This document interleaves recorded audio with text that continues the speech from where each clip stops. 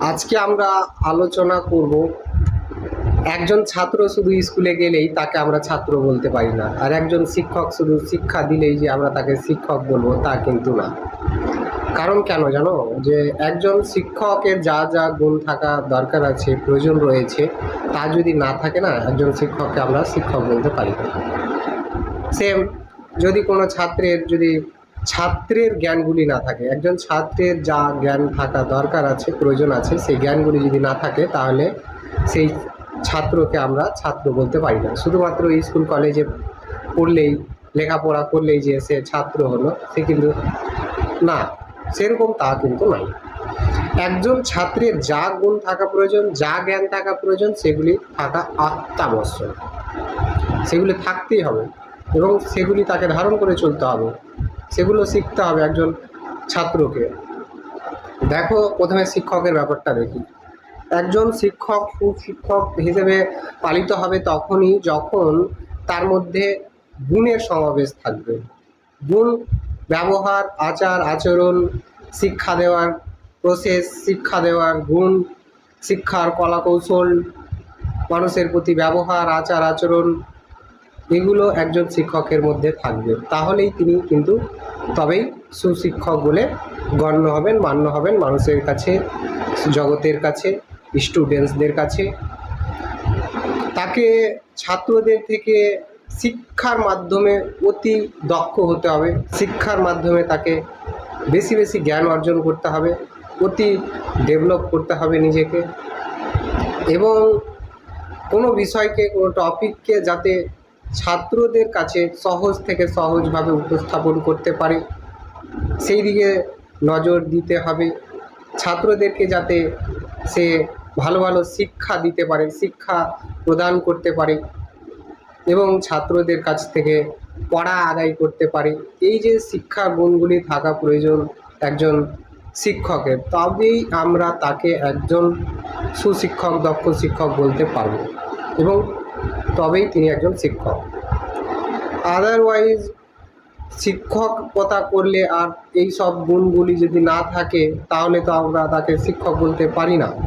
কারণ তার কাছে যদি কোনো শিক্ষা না থাকে, তাহলে তিনি কি শিক্ষা দান করবে? তিনি কুগুণ শিক্ষাই দান করবে। কুজ্ঞান শিক্ষা মানে খারাপ শিক্ষা দান করবে। একজন ছাত্রকে যা যা ভাবে গড়ে তোলা প্রয়োজন, সেই শিক্ষাগুলি একজন ছাত্রকে সে প্রোভাইড করতে পারবে না, সে প্রদান করতে পারবে না অ্যাকচুয়ালি, নাকি? কারণ ছাত্ররা একজন শিক্ষককে দেখেই শিখে, শিক্ষকের কাছে আসে তারা শিখতে, আর শিক্ষকের কাছ থেকেই যদি তারা সুজ্ঞান না পায়, ভালো জ্ঞান না পায়, তাহলে তারা নিজেকে কিভাবে শিক্ষিত করে তুলবে? তাই তো?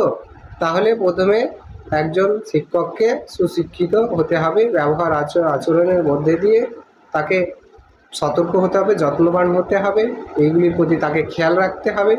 মানুষের প্রতি ব্যবহার, আচার আচরণ, ছাত্রদের প্রতি, ছাত্রদের শিক্ষার কলাকৌশল, নাকি?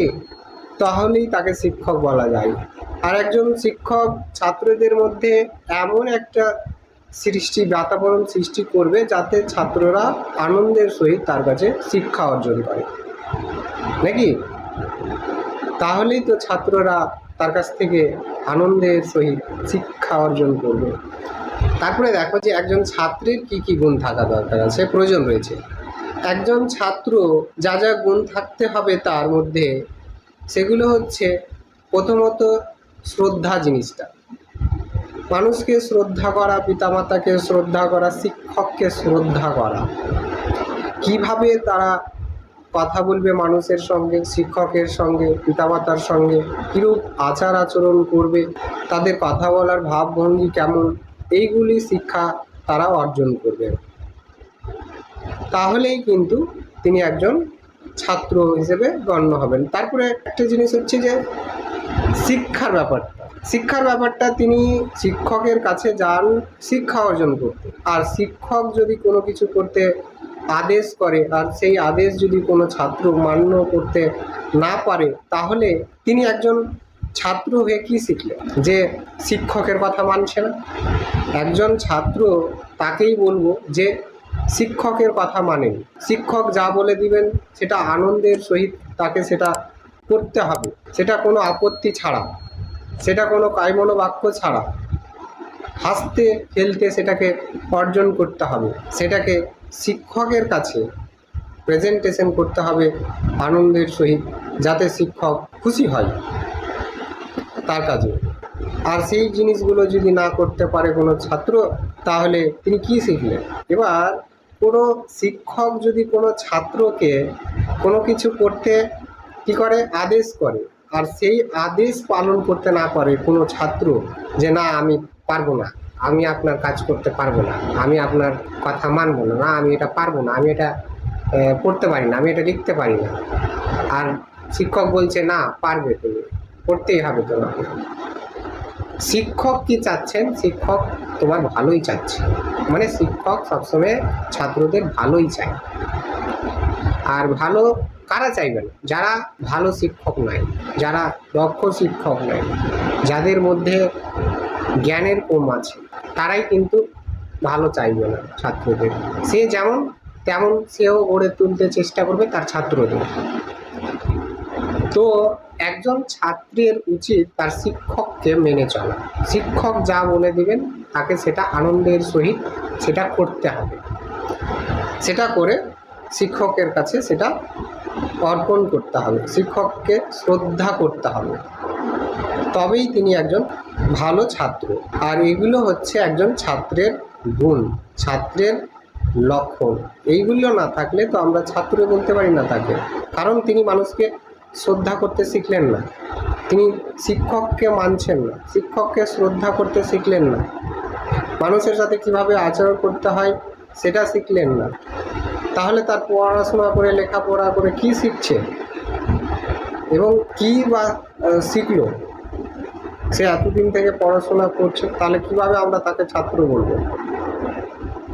আর পিতামাতার উচিত সন্তান সন্ততির প্রতি লক্ষ্য রাখা, নজর দেওয়া, কারণ সন্তান সন্ততিরা স্কুল যাচ্ছে, লেখাপড়া করছে, কলেজ যাচ্ছে, তারা কি লেখাপড়া করছে, কিভাবে তাদের আচার আচরণ গড়ে উঠছে, তাদের কথা বলার ভঙ্গি ভাবভঙ্গি কি, এই সব জিনিসগুলো পিতামাতারা লক্ষ্য রাখবে। তারা টিউশনি যাচ্ছে, টিউশনিতে কেমন পড়াশোনা দিচ্ছে, কেমন পড়াশোনা করছে, এই জিনিসগুলো তাদেরকে খেয়াল রাখতে হবে, লক্ষ্য রাখতে হবে।